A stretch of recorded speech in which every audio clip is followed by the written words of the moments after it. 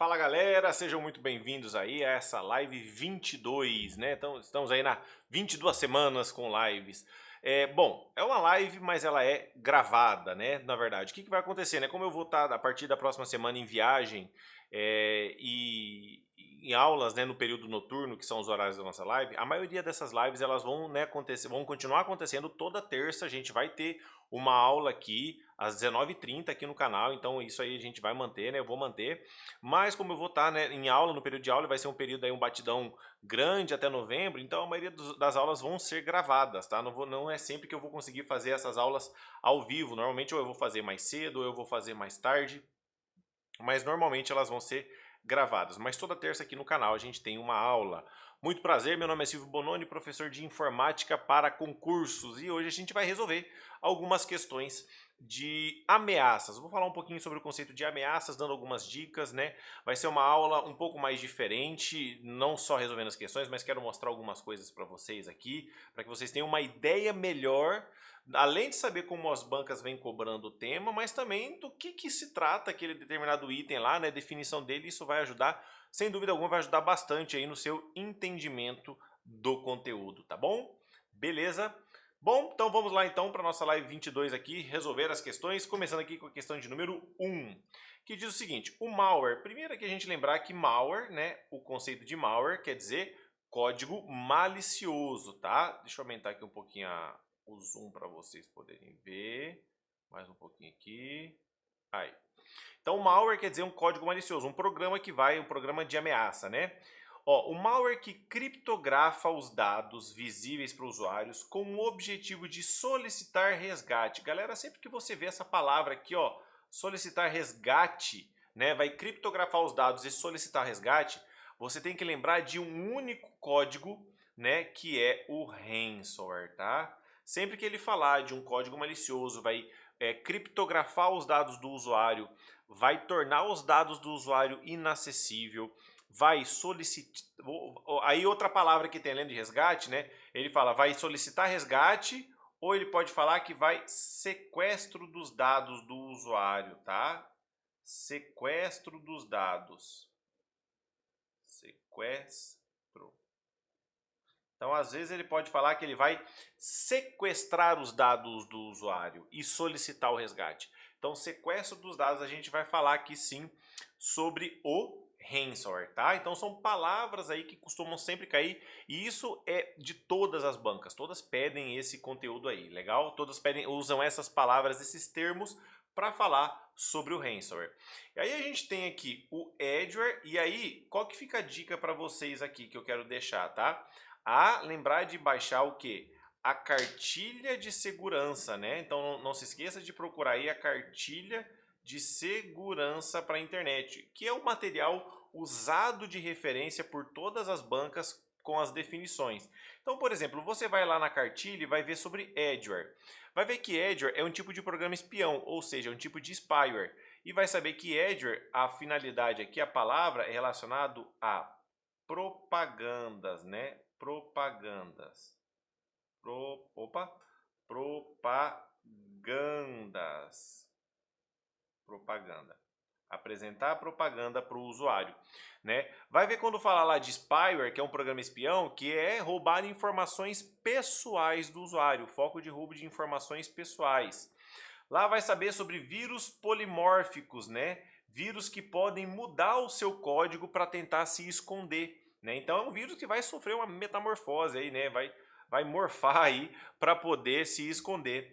E o cavalo de Troia, que é um programa malicioso, que ele vai executar uma ação diferente do que foi prometido. Então ele vai te prometer alguma coisa boa, mas na verdade por detrás ele vai executar uma ação sem o seu consentimento, tá? Então é bem importante que aqui você sempre use termos simples, né? Palavras rápidas ali, formas simples e curtas aí, objetivas de você lembrar sobre os códigos maliciosos. Então veja, essa questão Fundatec, todas as questões que a gente vai resolver aqui foram cobradas em 2022. Vamos lá para a questão número 2, que é da banca IBFC, também aqui de 2022, Polícia Civil da Bahia, delegado de Polícia Civil da Bahia. E aí ele fala sobre 3 itens, né? Sobre 3 itens, e ele quer saber aqui sobre esses 3 itens o que é o que, né? Qual que é cada um. Então vamos lá, o primeiro ele diz o seguinte, o primeiro ele diz que cria cópias em outras unidades ou nos computadores de uma rede para executar ações maliciosas, tá? Antes de já ir falando, eu vou falando dos outros aqui, ó.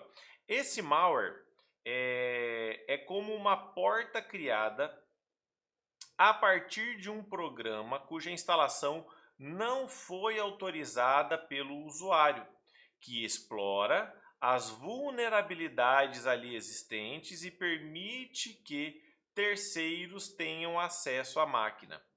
E o último aqui vai dizer o seguinte: método que tenta pescar, né? No caso aqui, método que tenta pescar vítimas para que cliquem em links ou baixem arquivos com o objetivo de adquirir informações pessoais.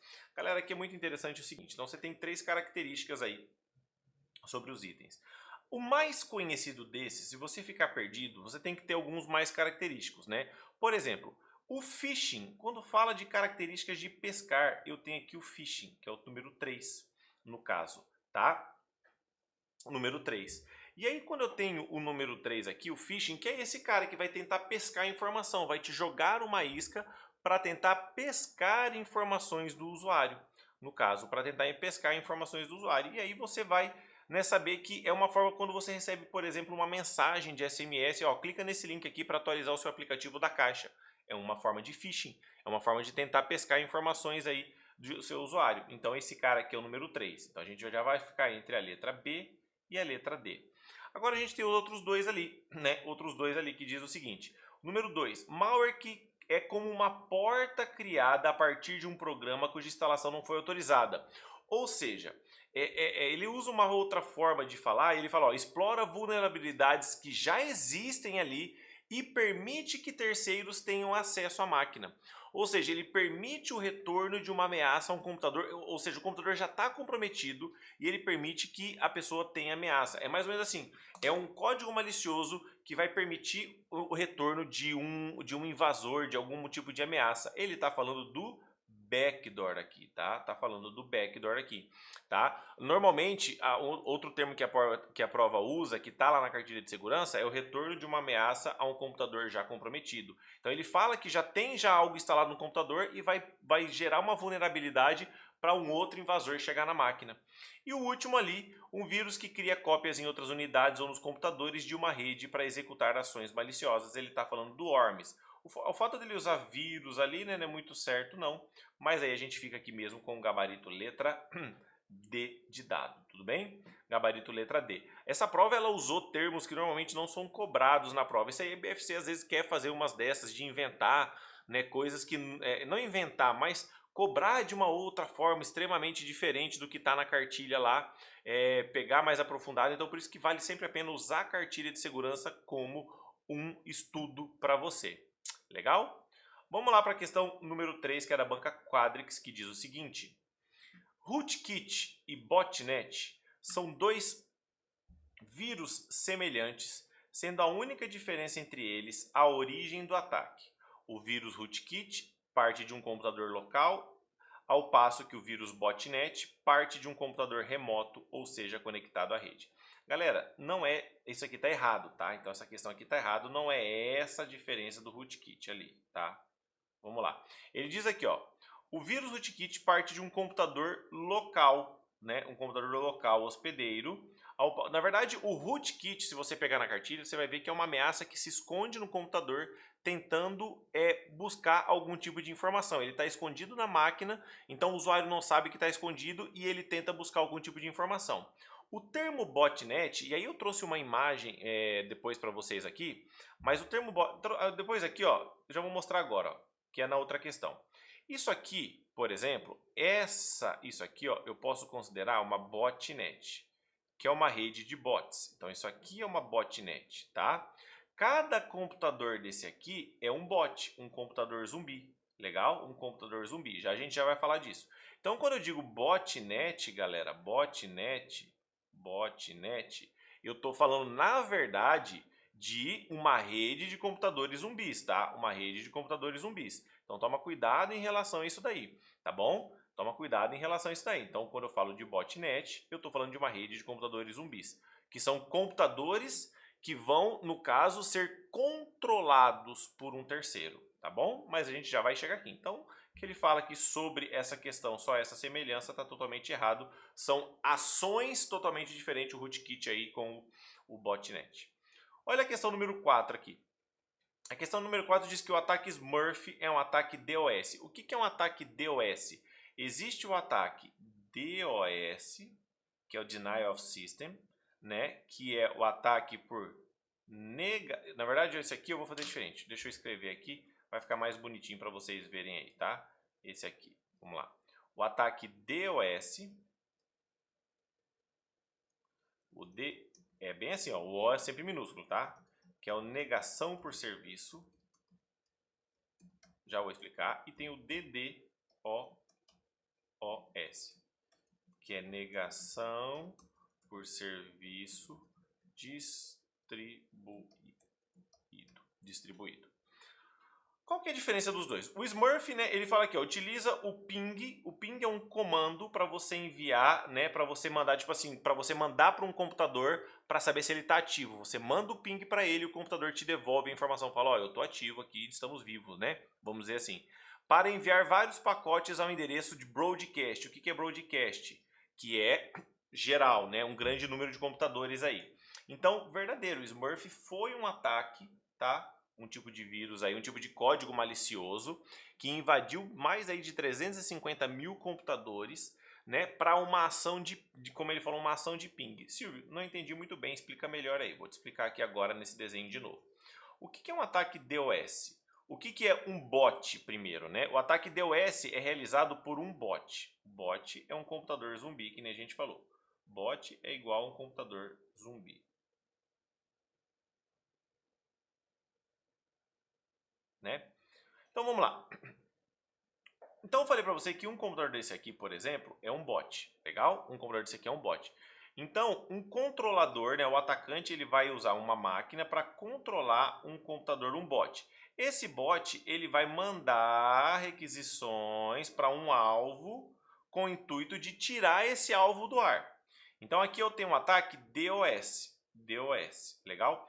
Agora, quando eu uso uma botnet para fazer esse ataque todo aqui, ó, né, que nem eu falei, 350 mil computadores, que foi o Smurf, eu tenho o DDoS, tá? O ataque por negação de serviço distribuído, tá bom? Então eu tenho uma botnet, ou seja, milhares de computadores enviando, né, como eu estou enviando requisição para um alvo com o intuito de eu tirar ele do ar. A ideia é tirar aquele computador do ar. Tá? Isso aqui é um ataque DOS ou DDoS. Então, cada computador desse aqui é um bot, né? Um computador zumbi. Tá legal? Então, esse Smurf foi aí.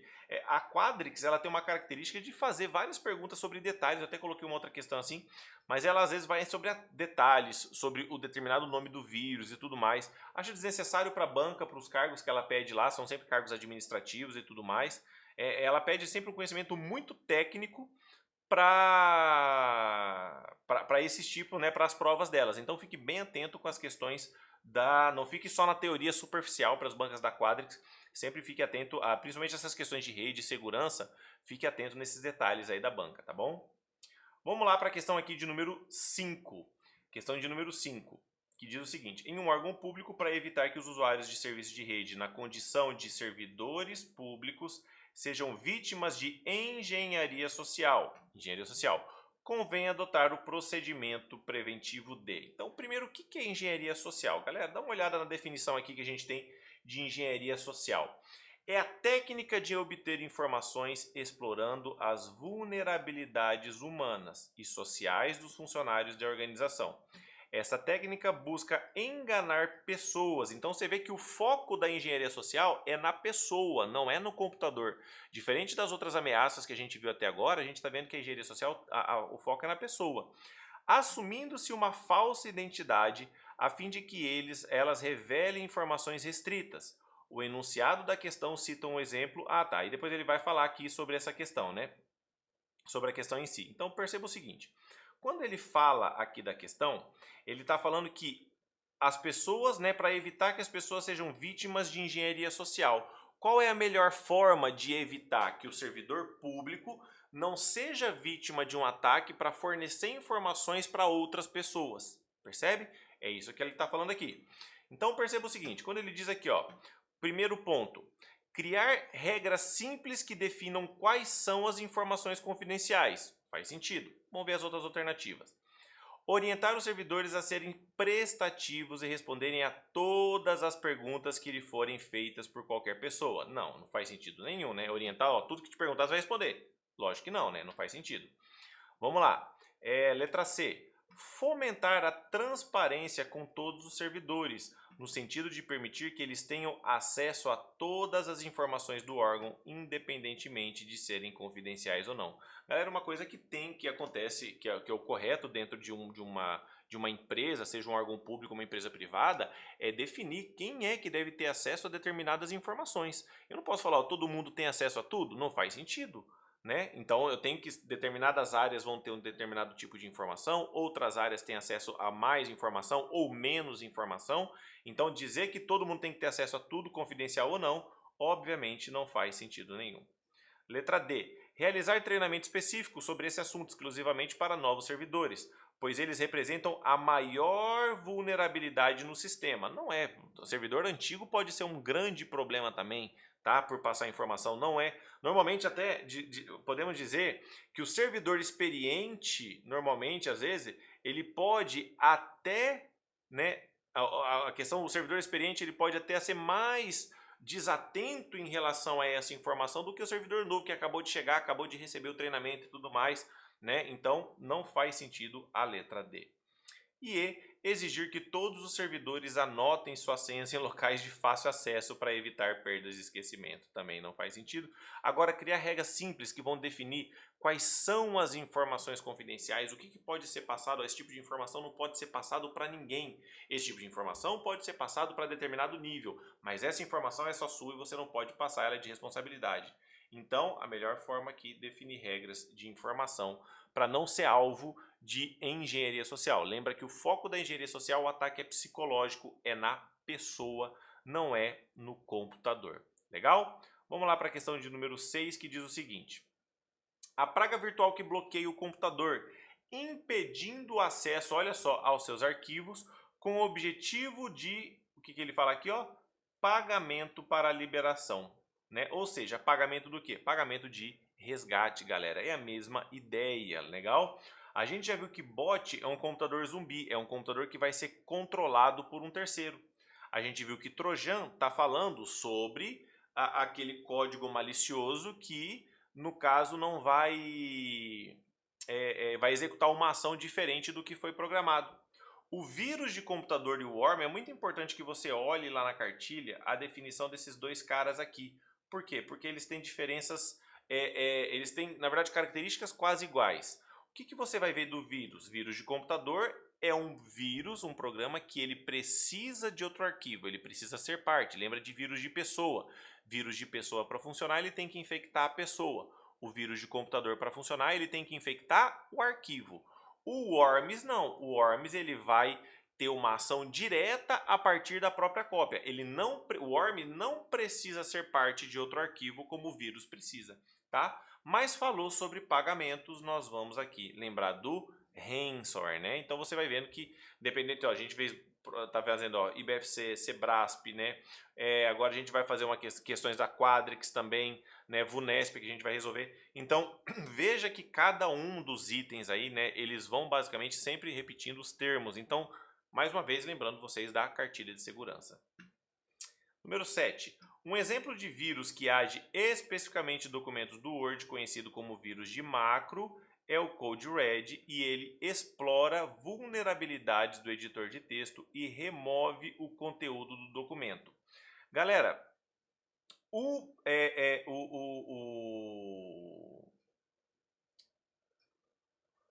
no caso aqui, né, o vírus de macro é sim um tipo de vírus que infecta arquivos Office, por exemplo, o Word e Excel, ele vai desconfigurar todo o arquivo.